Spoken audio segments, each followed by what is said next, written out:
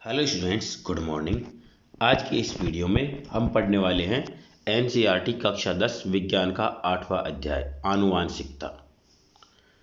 इस वीडियो को शुरू करने से पहले आपसे रिक्वेस्ट है कि आप चैनल को सब्सक्राइब कर लें, वीडियो को लाइक करें, अपने दोस्तों के साथ शेयर करें। चलिए शुरू करते हैं। हमने देखा है कि जनन प्रक्रमों द्वारा नए जीव उत्पन्न होते हैं जो जनक के समान होते हुए भी कुछ भिन्न होते हैं। हमने यह चर्चा की है कि अलैंगिक जनन में भी कुछ विभिन्नताएं कैसे उत्पन्न होती हैं। अधिकतम संख्या में सफल विभिन्नताएं लैंगिक प्रजनन द्वारा ही प्राप्त होती हैं। यदि हम गन्ने के खेत का अवलोकन करें तो हमें व्यष्टिगत पौधों में बहुत कम विभिन्नताएं दिखाई पड़ती हैं। मानव एवं अधिकतर जंतु जो लैंगिक जनन द्वारा उत्पन्न होते हैं, इनमें व्यष्टिगत स्तर पर अनेक विभिन्नताएं परिलक्षित होती हैं। इस अध्याय में हम उन क्रियाविधियों का अध्ययन करेंगे जिनके कारण विभिन्नताएं उत्पन्न एवं वंशागत होती है। जनन के दौरान विभिन्नताओं का संचयन पूर्ववर्ती पीढ़ी से वंशागति संतति को एक आधारिक शारीरिक अभिकल्प मतलब डिजाइन में कुछ विभिन्नताएं प्राप्त होती हैं। अब जरा सोचिए कि इस नई पीढ़ी के जनन का क्या परिणाम होगा। दूसरी पीढ़ी में पहली पीढ़ी से आहरित विभिन्नताएं एवं कुछ नई विभिन्नताएं उत्पन्न होंगी। उस स्थिति को दर्शाया गया है जबकि केवल एकल जीव जनन करता है, जैसा कि अलैंगिक जनन में होता है। यदि एक जीवाणु विभाजित होता है तो परिणाम मत 2 जीवाणु उत्पन्न होते हैं जो पुनः विभाजित होकर 4 जीवाणु उत्पन्न करेंगे जिनमें आपस में बहुत अधिक समानताएं होंगी। उनमें आपस में बहुत कम अंतर होगा जो डीएनए प्रतिकृति के समय न्यून त्रुटियों के कारण उत्पन्न हुई होंगी। परंतु यदि लैंगिक जनन होता है तो विविधता अपेक्षाकृत और अधिक होगी। इसके विषय में हम आनुवांशिकता के नियमों की चर्चा के समय देखेंगे। क्या किसी स्पीशीज में इन सभी विभिन्नताओं के साथ अपने अस्तित्व में रहने की संभावना एक समान है? निश्चित रूप से नहीं।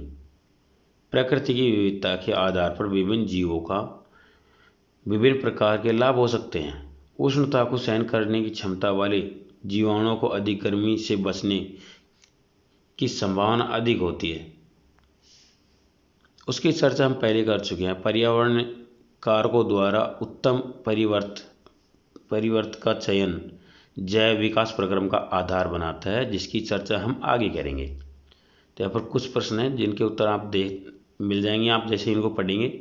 ठीक है, तो चलिए आगे चलते हैं। आनुवांशिकता क्या होती है, इसको आप जरूर नोट कर लें क्योंकि ये परीक्षा में पूछ जा सकता है। जनन प्रक्रम का सबसे महत्वपूर्ण परिणाम संतति के जीवों के समान डिजाइन का होना है। आनुवांशिकता नियम इस बात का निर्धारण करता है कि जिनके द्वारा विभिन्न लक्षण पूर्ण विश्वसनीयता के साथ वंशागत होते हैं। आइए नए नियमों का ध्यानपूर्वक अध्ययन करें। वंशागत लक्षण वास्तव में समानता एवं विभिन्नताओं से हमारा क्या अभिप्राय है। हम जानते हैं कि शिशु में मानव के सभी आधारभूत लक्षण होते हैं, फिर भी यह पूर्ण रूप से अपने जन को जैसा दिखाई नहीं पड़ेगा तथा मानव समष्टि में यह विभिन्नता स्पष्ट दिखाई देती है। एक छोटा सा क्रियाकलाप है। अपनी कक्षा में सभी छात्रों के कान का अवलोकन कीजिए। ऐसे छात्रों की सूची बनाइए जिनकी कर्णपाली स्वतंत्र हो तथा जुड़ी हो। जुड़े कर्णपाली वाले छात्रों एवं स्वतंत्र कर्णपाली वाले छात्रों की प्रतिशत की गणना कीजिए। प्रत्येक छात्र के कर्णपाली के प्रकार को उनके जनक से मिलाकर देखिए। इस प्रेक्षण के आधार पर कर्णपाली के वंशागति के संभावित नियम का सुझाव दीजिए। लक्षणों की वंशागति के नियम। मेंडल का योगदान। मेंडल एक वैज्ञानिक था जो ऑस्ट्रिया का रहने वाला था। मानवों में लक्षणों की वंशागति के नियम इस पर आधारित हैं कि माता एवं पिता दोनों ही समान मात्रा में आनुवांशिक पदार्थ को संतति में स्थानांतरित करते हैं। इसका अर्थ यह है कि प्रत्येक लक्षण पिता और माता के डीएनए से प्रभावित हो सकते हैं। अतः प्रत्येक लक्षण के लिए प्रत्येक संतति में 2 विकल्प होंगे। फिर संतान में कौन सा लक्षण परिलक्षित होगा? मेंडल बॉक्स में देखिए, मेंडल ने इस प्रकार की वंशागति के कुछ मुख्य नियम प्रस्तुत किए हैं। उन प्रयोगों के बारे में जानना अत्यंत रोचक होगा जो उसने लगभग 1 शताब्दी से भी पहले किए थे। ये जो वैज्ञानिक है इनका नाम है ग्रेगोर जॉन मेंडल। 1822 में इनका जन्म हुआ था और 1884 में इनका देहांत हुआ था। मेंडल की प्रारंभिक शिक्षा एक गिरजाघर में हुई थी, मतलब चर्च में हुई थी, तथा वह विज्ञान एवं गणित के अध्ययन के लिए वियना विश्वविद्यालय गए। अध्यापन हेतु सर्टिफिकेट की परीक्षा में असफल होना उनकी वैज्ञानिक खोज की प्रवृत्ति को दबा नहीं सका। वह अपनी मोनेस्ट्री में वापस गए और मटर पर प्रयोग करना प्रारंभ किया। उनसे पहले भी बहुत से वैज्ञानिकों ने मटर एवं अन्य जीवों के वंशागत गुणों का अध्ययन किया था, परंतु मेंडल ने अपने विज्ञान एवं गणितीय ज्ञान को सम्मिश्रित किया। वह पहले वैज्ञानिक थे जिन्होंने प्रत्येक पीढ़ी के एक पौधे द्वारा प्रदर्शित लक्षणों का रिकॉर्ड रखा तथा गणना की। इससे उन्हें वंशागत नियमों के प्रतिपादन में सहायता मिली।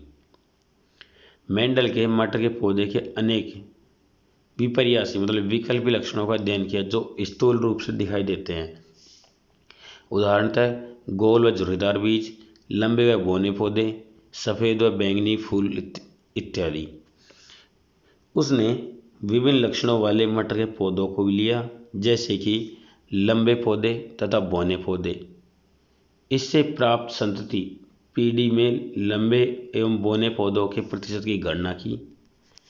प्रथम संतति पीढ़ी अथवा F1 में कोई पौधा बीज की ऊंचाई का नहीं था। सभी पौधे लंबे थे। इसका अर्थ था कि 2 लक्षणों में से केवल एक पैतृक जन्कीय लक्षण ही दिखाई देता है। उन दोनों का मिश्रित प्रभाव दृष्टिगोचर नहीं होता। तो अगला प्रश्न था कि क्या F1 पीढ़ी के पौधे अपने पैतृक लंबे पौधों से पूर्ण रूप से समान थे? मेंडल ने अपने प्रयोगों में दोनों प्रकार के पैतृक पौधों तथा F1 पीढ़ी के पौधों को स्वपरागण द्वारा उगाया। पैतृक पीढ़ी के पौधों से प्राप्त सभी संतति भी लंबे पौधों की थी, परंतु F1 पीढ़ी के लंबे पौधों की दूसरी पीढ़ी अर्थात F2 पीढ़ी के सभी पौधे लंबे नहीं थे, वरन उनमें से 1/4 संतति बौने पौधे थे।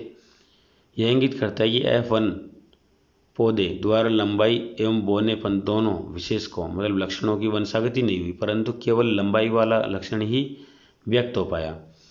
अतः लैंगिक जनन द्वारा उत्पन्न होने वाले जीवों में से किसी भी लक्षण की 2 प्रतिकृतियां की वंशागति होती है। ये दोनों एक समान हो सकते हैं अथवा भिन्न भी हो सकते हैं, जो उनके जनकों पर निर्भर करता है। इस परिकल्पना के आधार पर वंशागति का तैयार किया गया एक पैटर्न चित्र 8.3 में दर्शाया गया। इस तरह से देखिए, 8.3 में मतलब 2 पौधे हैं जो लंबे और बौने हो सकते हैं, दोनों, है ना। एक लंबा हो सकता है, एक बौना हो सकता है। दोनों का यहाँ पर परागण करवा गया है, कृत्रिम परागण करवा गया, तो इनसे बनने वाले सारे के सारे 4 पौधे लंबे निकले। ये F1 पीढ़ी में प्राप्त हुई है। इस व्याख्या में बड़ी टी वाले टी एवं टी स्मॉल टी दोनों ही लंबे पौधे हैं, जबकि केवल स्मॉल टी बौने पौधे हैं। दूसरे शब्दों में टी एक प्रति ही पौधे को लंबा बनाने के लिए पर्याप्त है, जबकि बोने के लिए स्मॉल टी की दोनों प्रतियां स्मॉल टी ही होनी चाहिए। कैपिटल टी जैसे लक्षण प्रभावी लक्षण कहलाते हैं, जबकि जो लक्षण स्मॉल टी की तरह व्यवहार करते हैं उन्हें अप्रभावी लक्षण कहलाते हैं। इनमें कौन सा लक्षण प्रभावी था और कौन सा अप्रभावी है? क्या होता है जब मटर के पौधे में एक विकल्पी जोड़े के स्थान पर 2 विकल्पी जोड़ों का अध्ययन करने के लिए एक संकरण करवाया जाए। गोल बीज वाले पौधों का यदि झुर्रीदार बीजों वाले बौने पौधों में संकरण कराया जाए तो प्राप्त संतति कैसी होगी? F1 पीढ़ी के सभी पौधे लंबे एवं गोल बीज वाले होंगे, अतः लंबाई तथा गोल बीज प्रभावी लक्षण है। परंतु क्या होता है जब F1 संतति के स्वनिषेचन से F2 पीढ़ी की संतति प्राप्त होती है? मेंडल द्वारा किए गए पहले प्रयोग के आधार पर हम कह सकते हैं कि F2 संतति के कुछ पौधे गोल बीज वाले लंबे होंगे, कुछ झुर्रीदार बीज वाले पौधे, परंतु F2 पीढ़ी संतति के कुछ पौधे नए संयोजन प्रदर्शित करेंगे। इनमें से कुछ पौधे लंबे परंतु झुर्रीदार बीज तथा कुछ पौधे बोने परंतु गोल बीज वाले होंगे। यहाँ आप देख सकते हैं कि किस तरह F2 पीढ़ी में नए लक्षणों का संयोजन देखने को मिला है। जब बीज के आकार व रंग को नियंत्रित करने वाले कारकों के पुनर्संयोजन से युग्मनज बना जो F2 पीढ़ी में अग्रणी रहा। अतः लंबे बोने लक्षण तथा गोल झुर्रीदार लक्षण स्वतंत्र रूप से वंशागत होते हैं। एक और उदाहरण 8.5 में दर्शाया गया है। यह लक्षण अपने आप को किस प्रकार व्यक्त करते हैं? आनुवांशिकता कार्य विधि किस प्रकार होती है? कोशिका के डीएनए में प्रोटीन संश्लेषण के लिए एक सूचना स्रोत होता है। डीएनए का वह भाग जिसमें किसी प्रोटीन संश्लेषण की सूचना होती है उस प्रोटीन को जीन कहते हैं। प्रोटीन विभिन्न लक्षणों की अभिव्यक्ति को किस प्रकार नियंत्रित करती है, इसकी हम यहाँ चर्चा करते हैं। आइए पौधों की लंबाई के एक लक्षण को उदाहरण के रूप में लेते हैं। हम जानते हैं कि पौधों में कुछ हार्मोन होते हैं जो लंबाई को नियंत्रण करते हैं। अतः किसी पौधे की लंबाई पौधे में उपस्थित उस हार्मोन की मात्रा पर निर्भर करती है। पौधे के हार्मोन की मात्रा किस प्रक्रम की दक्षता पर निर्भर करती है जिसके द्वारा यह उत्पादित होता है। एंजाइम इस प्रक्रम के लिए महत्वपूर्ण है कि यदि यह एंजाइम दक्षता से कार्य करेगा तो हार्मोन पर्याप्त मात्रा में बनेगा और पौधा लंबा होगा। यदि इस प्रोटीन के जीन के कुछ परिवर्तन आते हैं तो बनने वाली प्रोटीन की दक्षता पर प्रभाव पड़ेगा, वह कम दक्ष होगा, अतः बनने वाले हार्मोन की मात्रा भी कम होगी तथा पौधा बौना होगा। अतः जीन लक्षणों को नियंत्रित करते हैं। यदि मेंडल के प्रयोग की व्याख्या जिसकी हम चर्चा कर रहे हैं ठीक है तो इसकी चर्चा हम पिछले अध्याय में कर चुके हैं। लैंगिक जनन के दौरान संतति के डीएनए में दोनों जनकों का समान रूप से योगदान होता है। यदि दोनों जनक संतति के लक्षण के निर्धारण में सहायता करते हैं तो दोनों जनक एक ही जीन की एक ही प्रतिकृति संतति को प्रदान करेंगे।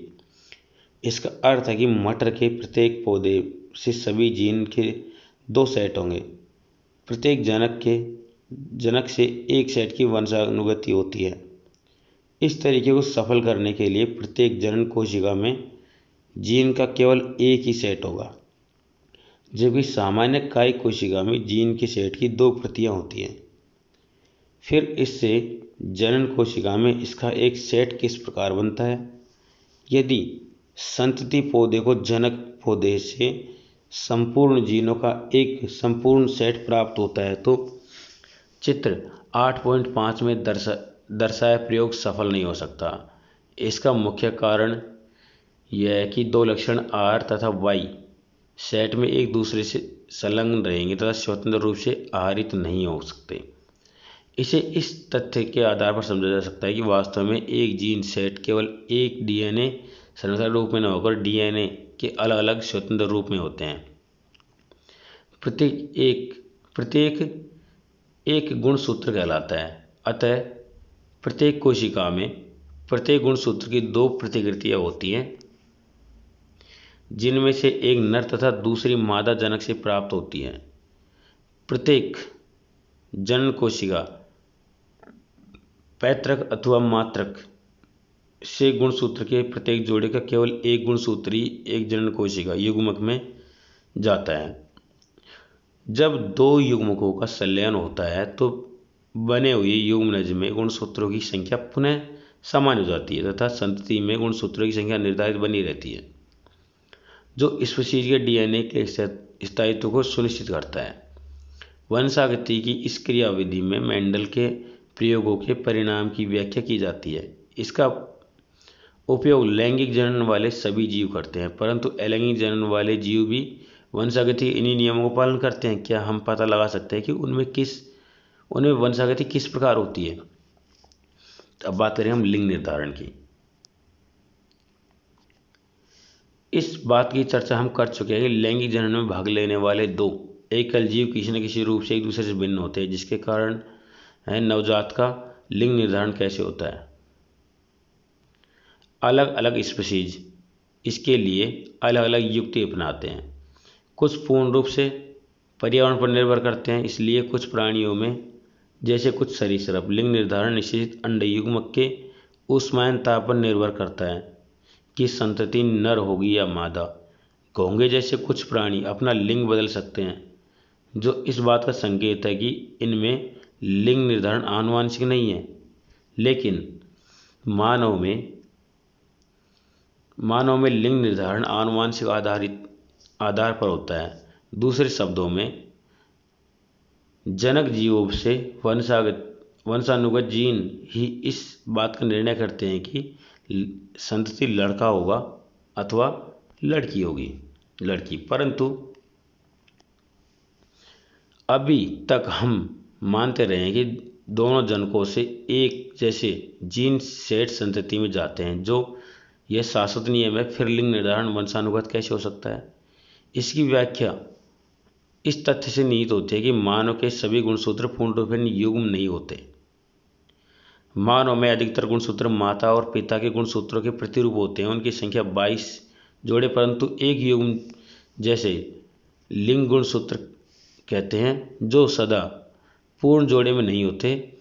स्त्री में गुणसूत्र का पूर्ण युग्म होता है तथा दोनों एक्स कहलाते हैं, लेकिन पुरुष या नर में यह जोड़ा पूर्ण जोड़ा नहीं होता, जिसमें एक गुणसूत्र सामान्य आकार का एक्स होता है तथा दूसरा गुणसूत्र छोटा होता है, जिसे वाई गुणसूत्र कहते हैं। अतः स्त्रियों में एक्स एक्स तथा पुरुषों में एक्स वाई गुणसूत्र होते हैं। क्या अब हम एक्स और वाई का वंशानुगत पैटर्न प्राप्त कर सकते हैं? जैसा चित्र 8.6 में दर्शाया गया है, सामान्यतः आधे बच्चे लड़के तथा आधे लड़की हो सकते हैं। सभी बच्चे, चाहे वह लड़का हो या लड़की, अपनी माता से एक्स गुणसूत्र प्राप्त करते हैं तथा बच्चों का लिंग निर्धारण इस बात पर निर्भर करता है कि उन्हें अपने पिता से किस प्रकार का गुणसूत्र प्राप्त हुआ है।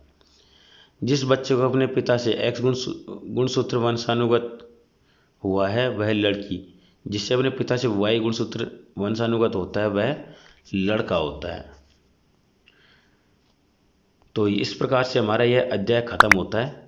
आपको कोई दिक्कत आई हो तो कमेंट करके ज़रूर बताएं। वीडियो को लाइक करें, अपने दोस्तों के साथ शेयर करें। चलिए मिलते हैं अगले वीडियो के साथ में। धन्यवाद।